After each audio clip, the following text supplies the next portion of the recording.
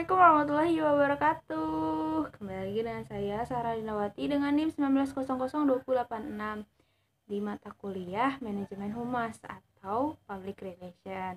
Dalam kaitannya kali ini kita akan coba angkat topik dari salah satu topik Manajemen Humas juga, yakni bagaimana kita menjaga dan memberikan pelayanan atau performa prima sebagai lembaga atau sebagai orang yang memiliki bisnis dalam memberikan satu pelayanan atau perhatian pada komplain yang diberikan atau disampaikan oleh pelanggan. Artinya komplain atau keluhan adalah satu titik positif ketika dipandang dari satu konteks yang sebenarnya bisa menjadi bagian untuk membangun lembaga kita atau perusahaan kita menjadi lebih baik. Memberikan kepercayaan, menjaga kedekatan emosional dengan para pelanggan. Komplain dan keluhan bukan untuk dihindari. Jadi keluhan tidak untuk dihindari, apalagi dilawan, tapi dikelola dan diperhatikan secara profesional. Salah satu faktor sebenarnya yang paling mempengaruhi kepuasan dan juga persepsi dari pelanggan kita atau konsumen kita, yakni mutu layanan yang kita berikan itu adalah bagaimana menangani, mengelola keluhan atau komponen yang mereka berikan. Jadi jangan hanya saat segala sesuatu menjadi lancar, tapi ada saat konsumen memberikan satu kondisi baik-baik saja, ya kita memberikan mereka respon yakni dengan senyuman dan perhatian serta layanan prima kepada mereka. Tapi pada saat komplain pun seharusnya harus tetap seperti itu, memberikan senyuman. Namun kebanyakan kita justru tidak peduli atau malah terkesan atau sulit sekali menerima kritikan dan masukan. Yang jelas, bila satu pelanggan datang ke tempat kita kemudian mengadukan satu persoalan atau menyampaikan keluhan terkait dengan produk dan jasa yang kita berikan, ya jangan dipandang sebelah mata, apalagi sampai marah, apalagi defensif, menganggap mereka mengada-gada, dan kadang itu sering kali terjadi. Jadi kita lebih cenderung menerima pujian, tapi saat dikritik, pada saat diberikan keluhan atau mereka komplain, kita justru malah tidak peduli atau bahkan marah. Pelanggan yang telah meluangkan waktu berharganya untuk menghubungi kita, untuk menyampaikan keluhannya atau menyampaikan apa yang dia rasakan terhadap produk dan jasa kita, itu menyampaikan komplainnya walaupun menyakitkan, sebenarnya ini harusnya kita ambil konteks positifnya, karena mereka dengan rela mau menyampaikan fakta dan data yang mengenai informasi gratis tanpa harus kita lakukan penelitian ulang untuk mengumpulkan data tersebut di lapangan mengenai cara-cara memperbaiki bisnis, memperbaiki produk dan jasa yang kita punya. Maka harus kita appreciate atau terima kasih, karena untuk mendapatkan fakta dan data seperti ini, data real ini, kita butuh energi yang sangat besar, butuh biaya yang luar biasa besar.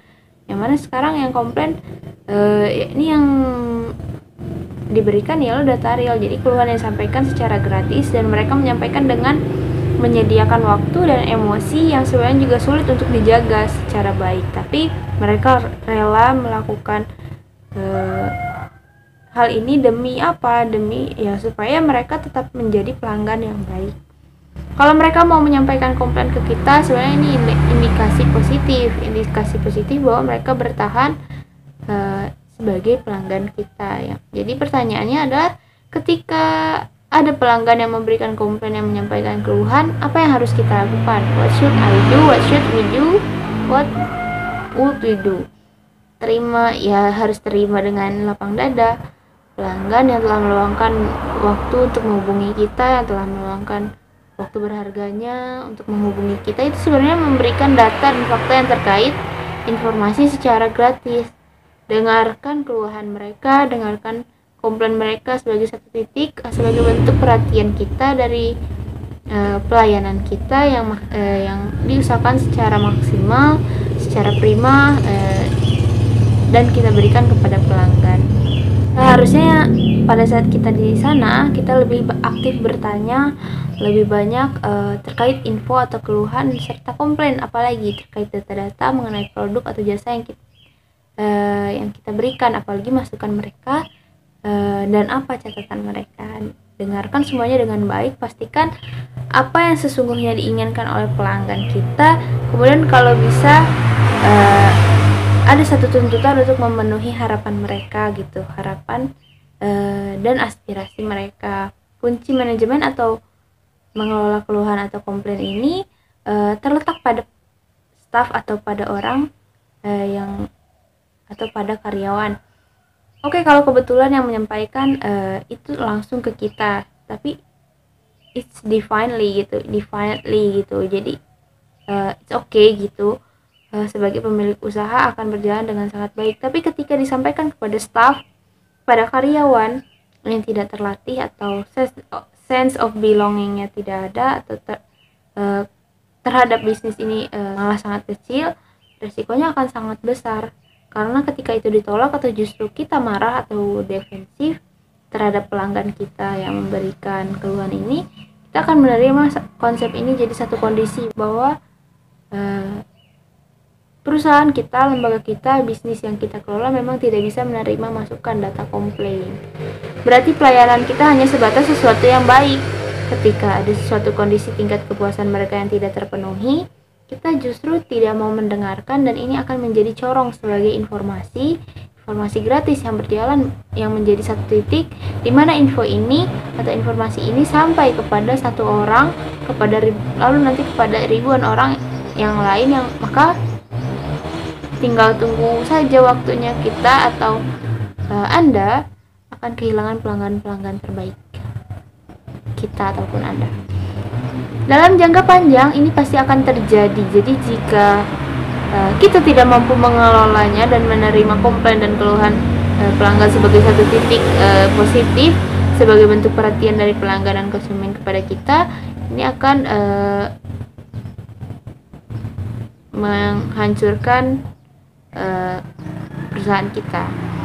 Satu teori yang bisa kita jadikan acuan, ini apa yang dijelaskan oleh Keegan dalam manajemen pengelolaan atau mengelola keluhan menurut Keegan dalam mengelola komplain yang disampaikan pelanggan. Maka ada beberapa hal yang perlu kita perhatikan, kita perlu lakukan sebagai staf, sebagai pemilik usaha, pemilik layanan perusahaan atau lembaga.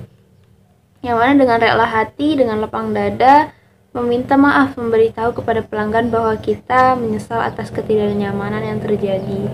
Yang kedua yang harus kita lakukan yakni adalah penting sekali menyatakan atau menyampaikan sendiri, yang mana yang keluhan disampaikan menggunakan kata-kata sendiri yang menunjukkan bahwa kita benar-benar memahami keluhan mereka, keluhan yang disampaikan oleh mereka, serta sebuah kondisi yang menyatakan bahwa memang kita paham, kita menerima dengan lapang dada semua statement yang disampaikan, keluhan yang disampaikan oleh mereka.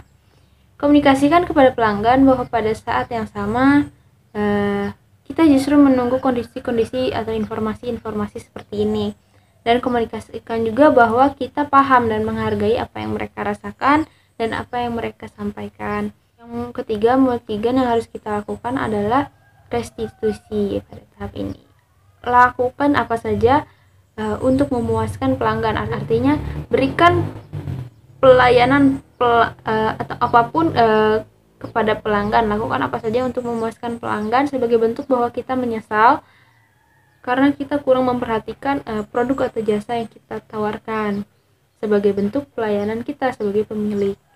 Berikan apa saja yang mereka inginkan dan mereka harapkan dari kita sebagai satu titik eksekusi untuk menyelesaikan keluhan tanpa merugikan mereka. Artinya kalau ternyata harus diganti, ya kenapa tidak?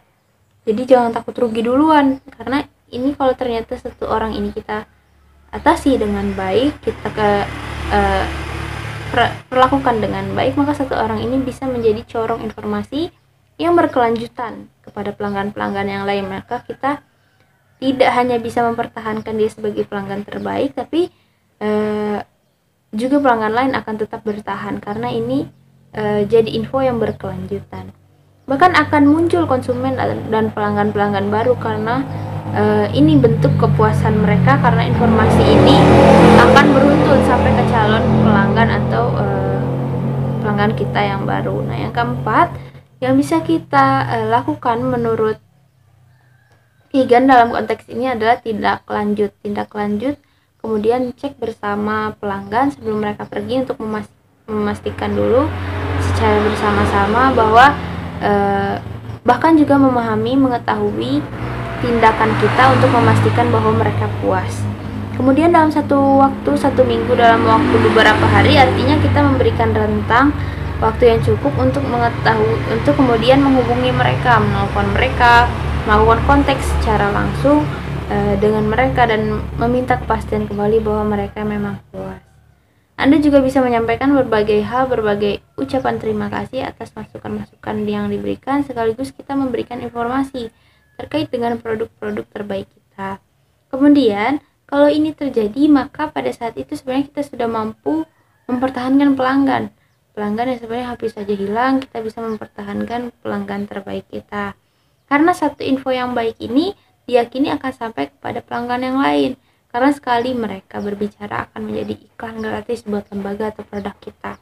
Sebenarnya pentingnya penanganan keluhan komplain pelanggan yang notabene adalah orang-orang yang menjadi konsumen kita. Secara teoretik biar mereka lebih puas. Kita ambil pendapat dari Sutojo yang menyatakan bahwa beberapa alasan mengapa seseorang tidak lagi membeli atau mengonsumsi suatu jasa atau produk yang kita punya. Menurutnya, yang pertama ialah 1% karena meninggal dunia, 3% pelanggan itu pindah ke tempat atau alamat yang lain, 5% karena minat mereka yang berubah, 9% pindah langganan pada perusahaan kompetitor kita, 15% karena tidak puas terhadap produk yang dibeli, dan yang paling besar atas penelitian ini adalah bahwa 68% disebabkan pelanggan tidak puas terhadap pelayanan pimpinan, pelayanan staf, pelayanan karyawan perusahaan, termasuk cara mereka menangani tuntutan atau komplain dan juga keluhan dari pelanggan. Pengelolaan komplain itu sebenarnya manifestasi keilmuan, ilmu pengetahuan yang mempelajari tentang berbagai macam metode atau strategi dalam menangani dan mengelola berbagai macam keluhan yang disampaikan oleh pelanggan, yang disampaikan oleh konsumen, untuk menciptakan keuntungan yang diperoleh dari berbagai faktor lainnya, sehingga terbentuk modal ekonomi yang efisien dan sekaligus mengetahui apakah investasi yang dilakukan selama ini oleh lembaga atau perusahaan kita ini sudah berhasil atau tidak. Inilah lebih kurang makna dari manajemen komplain secara teoretik. Artinya, ini secara umum manajemen komplain ini ialah pengelolaan atas usaha kita, atas produk, atas bisnis atau jasa yang kita punya, dalam kaitannya dengan keberatan atau komplain dengan sesuatu yang sifatnya yakni tidak kepuasan dari konsumen atau pelanggan terbaik kita. Berarti ada keluhan, ada ketidakpuasan, ada ketidaknyamanan, atau di luar persepsi atau ekspektasi atau kualitas yang kita bayangkan terhadap produk yang kita jual. Misalnya berada di level A, malah yang diterima oleh konsumen adalah kualitas yang A, aksen, atau justru B. Atau ada satu kondisi di mana produk atau jasa ini berada di luar ekspektasi mereka, ataupun ada bagian-bagian tertentu yang rusak.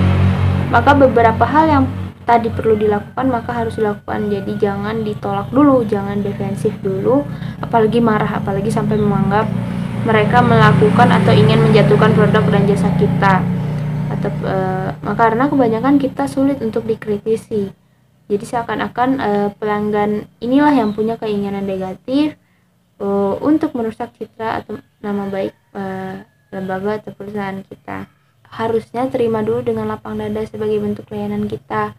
Jadi menunjukkan bahwa mereka selama ini sudah menjadi pelanggan terbaik bagi kita. Kemudian kita lewati prosesnya, proses demi proses dengan lapang dada, sama ketika kita menerima mereka sebagai pelanggan yang baik, konsumen terbaik pada saat mereka memberikan keuntungan untuk kita. Jadi pada saat mereka tidak puas, harusnya layanan kita tetap sama.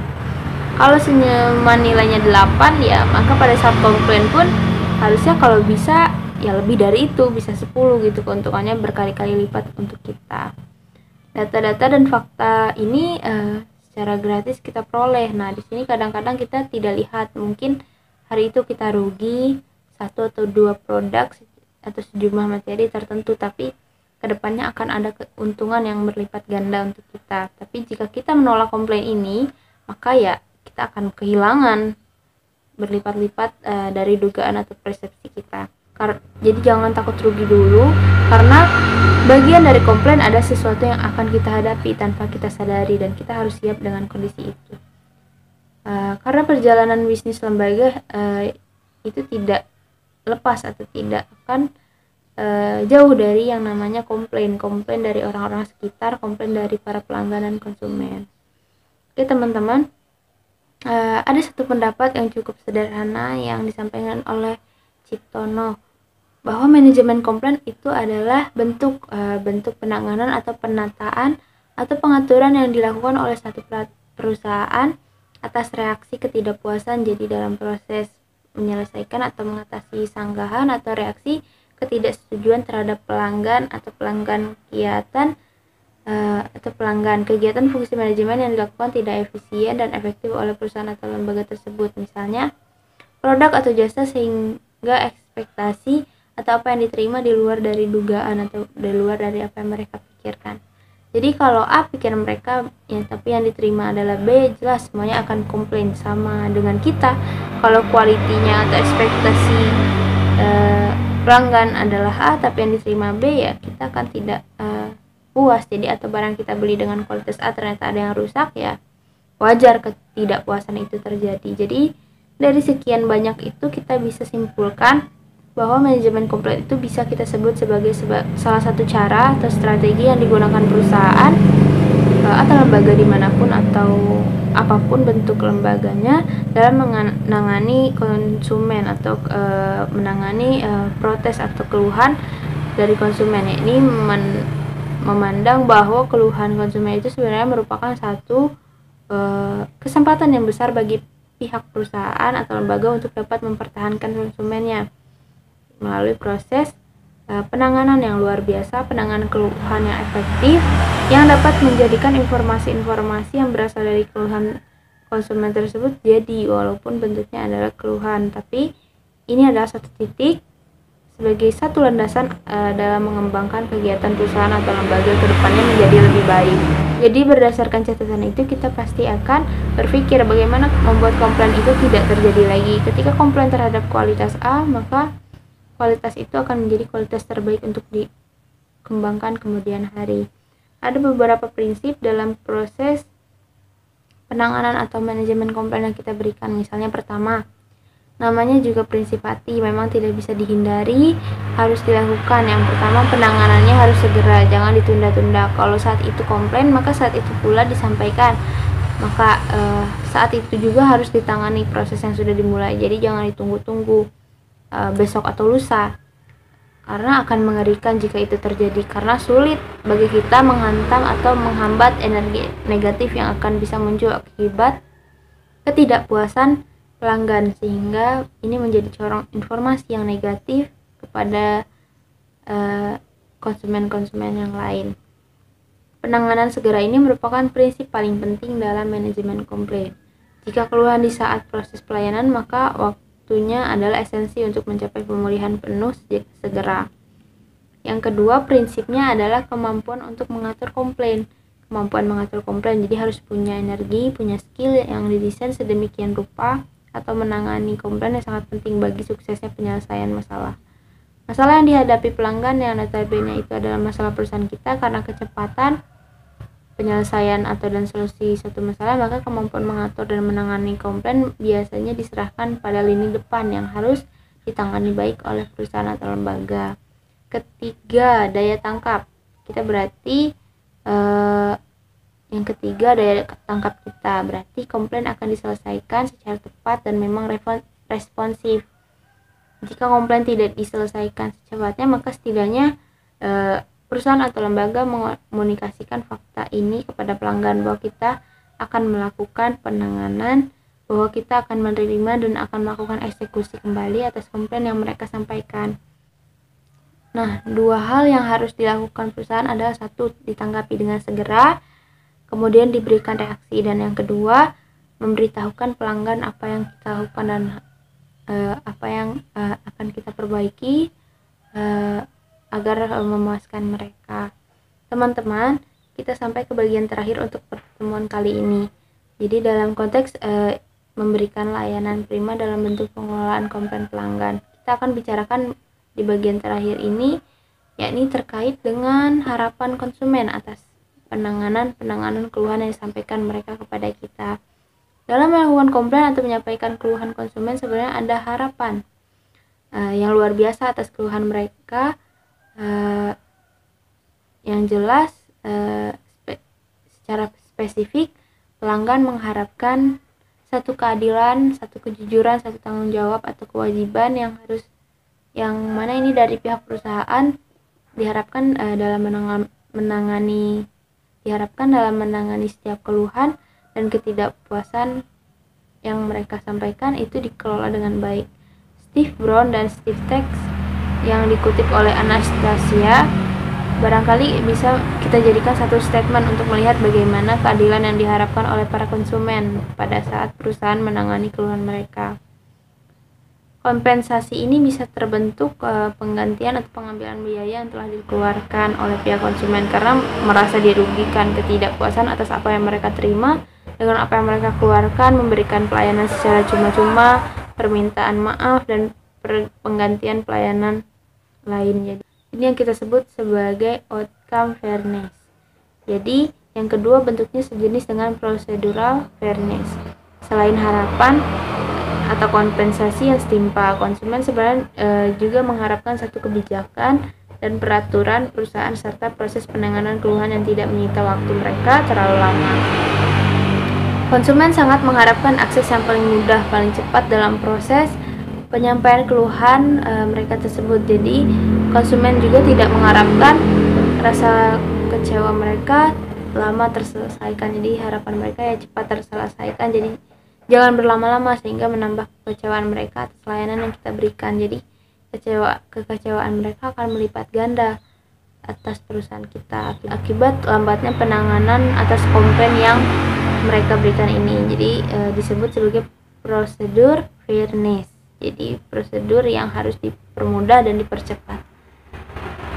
Yang ketiga kita menyebutnya sebagai instructional fairness. Jadi di samping harapan-harapan konsumen juga sangat mengharapkan diperlakukan secara sopan, secara ramah dan jujur. Kemudian bentuk keadilan ini sebenarnya sangat mendominasi sikap dan perusahaan konsumen terhadap hasil atau outcome dan proses prosedur dalam menangani keluhan oleh perusahaan. Jadi ini benar 3 bentuk keadilan yang mereka inginkan sebagai harapan dari konsumen. Jadi mulai dari outcome sehingga disebut sebagai outcome fairness, ada procedural fairness, dan terakhir interactional fairness. Jadi ini bentuk penanganan yang sangat sopan, sangat ramah dan jujur ketika kita menerima mereka dalam proses penyampaian komplain. Dari ketiga hal ini, jika kita komunikasikan secara baik kepada mereka, maka percayalah kita tidak akan kehilangan konsumen terbaik kita. Jadi itu saja pembahasan kita terkait bagaimana cara mengelola komplain pelanggan. Semoga kita dapat mendapatkan wawasan yang cukup dan yang bisa kita manfaatkan ke depannya. Saya akhiri, wassalamualaikum warahmatullahi wabarakatuh.